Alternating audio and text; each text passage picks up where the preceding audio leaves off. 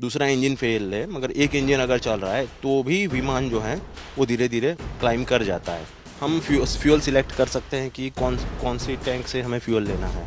दो इंजन होते हैं वो जनरली एक दूसरे के में मीन्स वो इंडिपेंडेंट होते हैं। इंजन को नियंत्रित करने वाली जो प्रणाली होती है वो इंजन को कमांड देकर फ्यूल कट ऑफ कर सकती है। 737-200 एयरक्राफ्ट की कॉकपिट में फिलहाल मेरी मौजूदगी है और हम बात करेंगे उमंग जानी जो कि सिविल 737-200 एयरक्राफ्ट में फिलहाल मेरी मौजूदगी है और हमारे साथ एविएशन एक्सपर्ट उमंग जानी मौजूद है, उन्हीं से बात करेंगे। उमंग जी, लंबे समय से आपको एक्सपीरियंस रहा है बोइंग को लेकर और फिलहाल हम एक बोइंग की कॉकपिट में भी हैं, लेकिन अहमदाबाद में 12 जून को जो एयर इंडिया का 787-200 जो ड्रीम लाइनर क्रैश हुआ उसके बाद एक प्राथमिक जांच रिपोर्ट सामने आई है जिसमें कहा जा रहा है कि थ्रस्ट एक बार शुरू में मिला लेकिन बाद में जो आगे की जो उसको थ्रस्ट मिलना चाहिए था नहीं मिल पाया क्योंकि जो फ्यूल था वो नहीं मिला, फ्यूल कट ऑफ हो गया। ये जो प्राथमिक जांच रिपोर्ट है इसके बाद आप क्या अनुमान लगा पाएंगे? प्राथमिक जांच रिपोर्ट कल आई है। उसके पहले जब विमान क्रैश हुआ उसके एक दिन में जो वीडियो सामने आई थी उसमें ऐसा दिख रहा है कि विमान बिल्कुल नॉर्मली टेक ऑफ कर रहा है और टेक ऑफ करने के बाद विमान आगे जाके धीमे धीमे हाइट गेन करना बंद कर देता है और 1-2 सेकंड के लिए जो है वो लेवल फ्लाइट में है और फिर धीरे धीरे डिसेंड करना शुरू कर देता है। ये इटसेल्फ इंडिकेट्स दैट उसको विमान को क्लाइम करने के लिए जो इनफ धक्का मिलना चाहिए वो नहीं मिला है।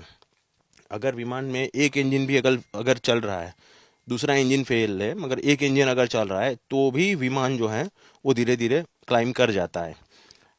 उसमें ऐसे केस में भी जो रैम एयर टरबाइन होता है वो बाहर नहीं आता। रैम एयर टरबाइन तब बाहर आता है जब सीवियर पावर लॉस हुआ हो। तो ये बिल्कुल स्वाभाविक बात है कि उसमें ये इस प्रकार का कोई थ्रस्ट का कट ऑफ हुआ हो। अच्छा, आपने इसके पहले भी एक बार जब हम मिले थे आपने समझाया था कि दो इंजन के दो इनपुट होते हैं और यहाँ पे हम देख भी पा रहे हैं कि जो स्पीड ब्रेक हो या चाहे चाहे थ्रस्ट हो या जो भी कट ऑफ के जो भी हैं, सारी दो इंजन के मुताबिक दो दो उसके पूरे पावर राइट्स हैं। क्या किसी प्लेन में जिस प्रकार से इसमें दो थ्रस्ट के इसके अंदर पावर है, अगर आप हमें समझा भी पाए अगर टेक्निकली तो वो भी आप समझाइए। और क्या दो इंजन के साथ दो फ्यूल टैंक अलग अलग होती हैं? क्योंकि फ्यूल नहीं मिलने की बात है तो दोनों फ्यूल टैंक क्या अलग अलग होती है? हम फ्यूल सिलेक्ट कर सकते हैं कि कौन कौन सी टैंक से हमें फ्यूल लेना है। इसमें फ्यूल सिलेक्टर वाल्व भी होता है। देखिए उसमें ऐसा है कि दोनों इंजन इंडिपेंडेंट वर्क करते हैं। हम अभी जिस विमान की कॉकपिट में ये है विमान है बोइंग 737-200। ये पुराना एक मॉडल है उसका विमान है। उसमें आप देख सकते हैं कि इसमें भी दो इंजन लगे हुए हैं और ये जो पूरा यूनिट है इसे हम थ्रॉटल क्वाड्रेंट कहते हैं। तो ये दोनों की जो दोनों इंजन होते हैं अगर आप उसको दोनों को एक साथ ऑपरेट करना चाहें तो वो दो एक साथ ऑपरेट हो सकते हैं। अगर आप उसको इंडिपेंडेंटली ऑपरेट करना चाहें तो आप इंडिपेंडेंट भी ऑपरेट कर सकते हैं। तो उसकी हर एक जो स्विचेस होती है जैसे कि थ्रस्ट रिवर्सर की जो स्विच है वो आप एक साथ भी ऑपरेट कर सकते हैं और उसका एक इंडिपेंडेंट भी आप ऑपरेट कर सकते हैं। उसका जो फ्यूल कट ऑफ है वो भी एक साथ ऑपरेट कर सकते हैं और उसके इंडिपेंडेंट जो है वो ऑपरेट हो सकते हैं। यानी पूरा जो दो इंजन होते हैं वो जनरली एक दूसरे के में मीन्स वो इंडिपेंडेंट होते हैं। अच्छा, फ्यूल कट ऑफ की बात आ रही है, क्या जो 787-200 ड्रीम लाइनर है उसमें भी क्या फ्यूल कट ऑफ का जो भी सिस्टम है वो इसी तरह से होता है जिस तरह से यहाँ पे फिलहाल हमारे सामने दिखाई पड़ रहा है? फ्यूल कट ऑफ दो तरीके से होता है। एक तो मैन्युअली होता है जो कॉकपिट से किया जाता है और दूसरा जो होता है कि इंजन के साथ एक उसकी जो इंजन को नियंत्रित करने वाली जो प्रणाली होती है वो इंजन को कमांड देकर फ्यूल कट ऑफ कर सकती है जी। अच्छा, जिस तरह से ये भी बात सामने आ रही है कि कैप्टन ने अपने को पायलट से पूछा कि क्या तुमने कट ऑफ किया है, और हम जैसे यहाँ पे भी देख पा रहे हैं अगर को पायलट से गलती से भी कट ऑफ हुआ हो, क्योंकि वैसे तो जब भी ट्रेनिंग दी जाती होगी तो सबसे पहले तो यही ज्ञान दिया जाता होगा, दोनों पायलट्स अनुभवी थे तो अपनी जान की जोखम पे तो कोई कट ऑफ करेगा नहीं।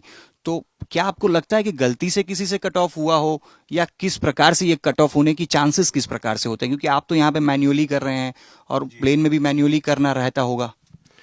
देखिए उसमें ऐसा है कि विमान में कोई भी कंट्रोल रैंडम नहीं होता है।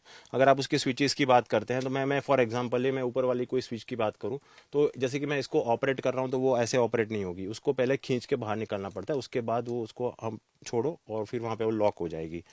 तो ये जो पूरी सिस्टम है वो बहुत ही सोफिस्टिकेटेड होती है जी।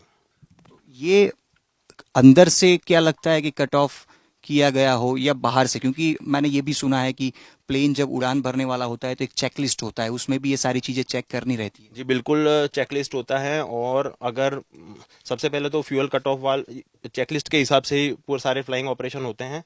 अगर फ्यूल ये जो वाल होता है उसको उसका ऑपरेशन भी चेकलिस्ट का हिस्सा ही होता है। अगर पहले से फ्यूल कट ऑफ वाल ये सपोज ऑफ पोजीशन में है तो इंजन स्टार्ट ही नहीं होता। अच्छा, दोनों इंजन के फ्यूल कट ऑफ होना, इस बात में आपको कितना विश्वास? अ, मैंने जैसे कि आपको बताया दोनों इंजन इंडिपेंडेंट होते हैं, दोनों अपने हिसाब से मीन्स इंडिपेंडेंटली वर्क करते हैं। और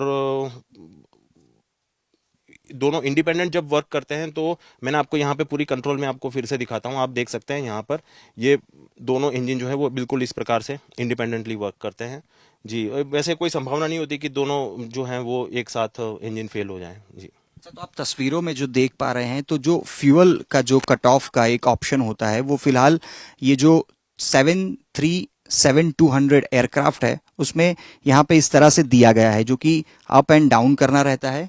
आप यहाँ पे 1 और 2 भी लिखा हुआ है, जो कि देख सकते हैं, जो कि इंडिपेंडेंट इंजन का अपना एक राइट्स होता है। अगर आप इसको ऊपर की तरफ करते हैं तो ये आइडियल पोजीशन में आता है और नीचे की तरफ कट ऑफ होता है। सर ये बताइए कि क्या इसको अलग अलग तरीके से कट ऑफ भी किया जा सकता है? अगर अगर पायलट चाहे तो किसी एक इंजन का फ्यूल कट ऑफ करे और दूसरे इंजन का फ्यूल ऑन रखकर प्लेन को चलाए। पायलट चाहे तो ऐसा कर सकते हैं, वो दोनों कंट्रोल्स इंडिपेंडेंट है, आप देख सकते हैं। और जो ड्रीम लाइनर जो है उसकी अगर आप देखेंगे तो यहाँ पे जो दो स्विचेस लगी हुई है, कट ऑफ की जो स्विचेस लगी हुई है वो इंडिपेंडेंट वर्क करती है। आप अपने अनुभव से फिलहाल जो जांच रिपोर्ट आई है और जिसमें कहा जा रहा है कि फ्यूल नहीं मिला और उसके बाद थ्रस्ट नहीं मिल पाया और प्लेन नीचे की तरफ आया, आपको कहाँ पे खामी रही ऐसा लग रहा है? देखिए अभी जो रिपोर्ट आई है मैं तो रिपोर्ट के हिसाब से ही बोलना चाहूँगा, क्योंकि जो रिपोर्ट आई है वो प्राथमिक रिपोर्ट है, ये फाइनल रिपोर्ट शायद नहीं है। तो ये अभी ये मैटर में फर्दर इन्वेस्टिगेशन रिक्वायरमेंट है कि ऐसा क्यों और कैसे हुआ। अच्छा, जो फ्यूल जो मिलते हैं वो कहाँ कहाँ से कट ऑफ हो सकते हैं? एक तो आपने ये बताया, दूसरा कट ऑफ का ऑप्शन कहाँ रहता है? वो मैंने जैसे कि आपको बताया इंजन की अपनी एक सिस्टम होती है। ये एक जो प्रणाली होती है ये विद्युत प्रणाली होती है। और कुछ पैरामीटर का जो डेटा होता है वो उसमें उसको रिसीव करते हुए उसका एनालिसिस करके फिर ज़रूरत के हिसाब से वो फ्यूल को कंट्रोल करता है जी। तो फिलहाल जो प्राथमिक रिपोर्ट आई है उसके मुताबिक स्पष्ट तौर पे कहा जा रहा है कि जो फ्यूल था वो कट ऑफ हुआ क्योंकि पायलट जो वॉइस रिकॉर्डर के अंदर आवाज जो रिकॉर्ड हुई है उसके मुताबिक जो प्राथमिक रिपोर्ट दी गई उसमें पायलट अपने को पायलट को पूछता है कि क्या आपने फ्यूल कट ऑफ किया, तो जवाब आता है कि मैंने नहीं किया। ऐसे में जो इंजन को जो फ्यूल मिलना चाहिए था वो नहीं मिल पाया।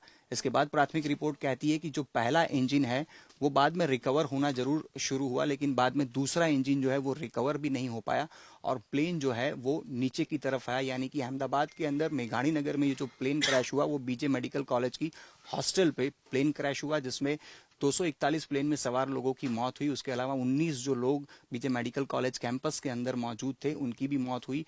इस विमान हादसे के अंदर 260 लोगों की मौत हुई है। इसके साथ अभी एक और भी जो ये पूरी प्रारंभिक रिपोर्ट है, अभी भी और जो डेटा है उसको एनालाइज किया जाएगा। इसके बाद एक पूरी रिपोर्ट दी जाएगी जिसके बाद स्पष्टता हो पाएगी कि किस वजह से जो इंजन के अंदर जो दोनों इंजन जब बंद हुए या फ्यूल कट ऑफ हुआ वो किस वजह से हुआ। कैमरा पर्सन जयमीन व्यास के साथ अतुल तिवारी, आज तक।